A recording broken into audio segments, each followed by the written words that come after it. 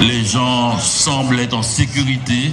Tout ce qui est sur le terrain depuis ce matin jusqu'à maintenant, ce sont des gens qui ont écrit ou qui lisent, ou qui écriront parce qu'ils ont lu.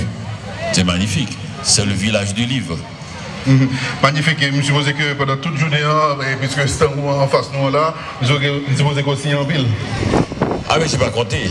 J'ai pas compté, j'ai signé tête baissée en espérant, en rêvant que les autres signent aussi. Parce que j'ai été le porte-drapeau de ce festival, mais l'idée ce n'était pas que je devienne le centre de ce festival, mais que tous les écrivains sortent heureux, satisfaits, même s'ils n'ont pas signé beaucoup, mais ils ont l'impression que l'année prochaine, quand ils auront un livre plus fort, dans 2 ans, et quand ils se feront mieux connaître, et ils ont compris qu'il y a un lien entre être connu et être lu, donc ils vont s'arranger de toutes les manières, en faisant des posters, et en allant sur les radios, en écrivant mieux, et pour intéresser le public. Et ça, c'est exactement ce que c'est un festival de ce genre, c'est-à-dire exciter les gens. Et les lecteurs aussi, ils sont tout à fait excités parce qu'ils sont le aigu. J'ai vu des gens qui se sont dit « Oh, moi j'ai pris tel livre, j'ai pas pris tel livre, j'ai l'air d'un imbécile. » Et puis, on ne le trouve plus ce livre-là. Donc ça veut dire que le lecteur doit être aussi agile que l'écrivain parce qu'il risque de ressortir avec des livres qu'ils n'ont pas eu, qu'ils n'ont pas pu prendre, en fait, de ne pas ressortir plutôt avec les livres qu'ils auraient dû prendre. C'est extraordinaire. C'est une gymnastique. Je suppose que les Américains vont retourner reconnaître pour l'Académie française, pour qu'ils vont partager ensemble avec eux l'expérience municipale. C'est tout à fait vrai parce que les académiciens, quand on voit les gens comme ça, généralement, nous faisons un rapport à la CRTDR pour dire le droit, l'énergie, la force française dans tel pays, j'ai été dernièrement à Hong Kong pour voir ça, à Alger, il y a Moscou, et je me rends compte, mais ça fait longtemps qu'on va voir autant de gens, mais c'est pas du tout un festival littéraire, c'est un magnifique. Il faut le dire si c'est plaisir à continuer. D'accord, à continuer.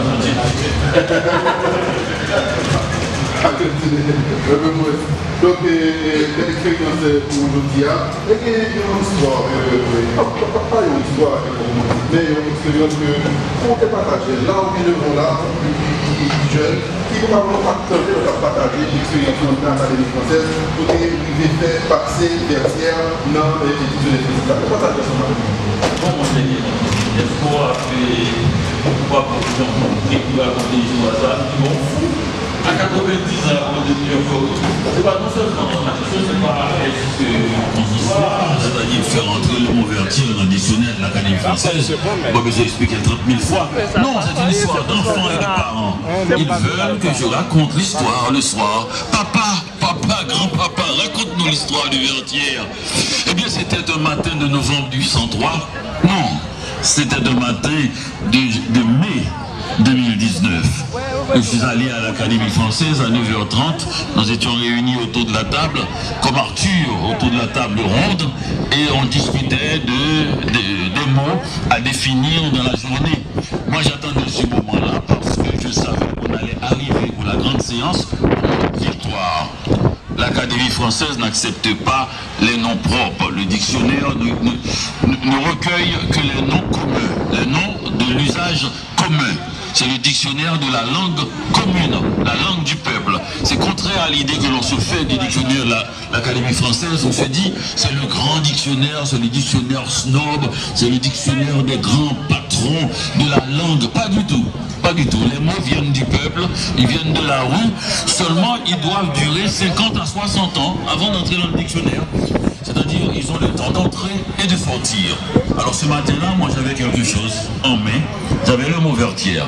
Alors on m'avait dit qu'il fallait attendre victoire pour faire entrer un exemple avec le mot Vertière. Alors j'ai déployé mon petit papier et j'ai dit à peu près mon exemple. Il était libre, c'est vrai, mais on avait attendu 200 ans. Alors j'ai dit que c'est ça, le Vertière c'est un nom de lieu, donc ça ne devrait pas être là, mais c'est dans un exemple. Et que ce lieu-là fut le théâtre d'une des plus grandes opérations militaires, disons des temps modernes, c'est-à-dire la fin du régime colonial et la fin même de la présence française à Saint-Domingue en tant que maître des Français resteront, et aussi ça va déboucher sur l'indépendance d'Haïti. Alors j'ai demandé, le secrétaire perpétuel de l'Académie française étant au courant bien avant, a acquitté tout de suite qu'il fallait mettre cet exemple dans le dictionnaire. Et bien, avec les copains et les amis qui sont de la petite commission du dictionnaire à laquelle je fais partie, on a établi qu'on allait le faire. Et bien, en grande séance, la grande séance, celle qui commence de 3h et finit à 4h30, celle qui a vu Chateaubriand, celle qui a vu Victor Hugo, Racine, Corneille, Boileau, La Fontaine, Voltaire, Littré, Pasteur, enfin, tous les grands de la culture française, et cette grande séance était là. Les gens sont âgés, ils ne respectent personne, ils n'ont pas de compte à rendre, leur œuvre est terminée, même le président de la République ne peut pas imposer quelque chose à l'Académie. Alors je suis assis à côté d'une femme, Danielle Salnave, qui est de gauche. J'ai lancé ma définition et mon exemple, et je me suis penché vers elle pour lui dire, j'ai dit la fin du régime colonial, mais j'aime pas ça. C'est parce que j'ai peur qu'il refuse mon exemple. Il faudrait dire du régime esclavagiste. Parce que colonial, ça ne suffit pas. Elle me dit absolument, mention. Et je ne suis pas d'accord avec l'exemple. Il faut remplacer le régime colonial par le régime esclavagiste. Je suis tout étonné. Elle a dit oui. Alors on était très contents. Quelqu'un a dit l'exemple, il y a trois exemples. Il y avait 3 exemples de Napoléon qui avait gagné ces batailles. Il y a une seule exemple de défaite, c'était celle de la victoire de Saint-Domingue. Et puis là finalement, j'ai dit ouais, mais il y a un petit problème. Et c'est intéressant quand même que l'on sache à quoi a servi cette bataille, cette victoire. Ça a débouché sur l'indépendance d'Haïti le 1er janvier 1804. C'est dans 2 mois. Votre amère, oui, ok, on tient. Et puis la séance s'est terminée à 4h30, comme toujours, depuis 1637. La séance s'est terminée, et puis à la sortie, j'ai rencontré le chef de cabinet, et puis je lui ai dit, c'est ça intéressant. Il m'a dit encore, il n'avait pas fini mon exemple. L'exemple allait encore être plus long. Enfin, ce qui est sûr, c'est que j'ai défendu ce mot avec la conscience qu'en aucun cas, je ne pouvais entrer à l'Académie française si Vertière n'y était pas. Je vous cite, vous ne pouvez pas gagner seul. Il faut négocier. Il faut avoir des complices. C'est ça, ce sont des... Absolument. Il faut avoir des complices, il faut savoir, il ne faut pas être en colère. Il ne faut pas être en colère. Ça dépend de ce que vous voulez faire. Si vous voulez casser, il n'y a pas de problème.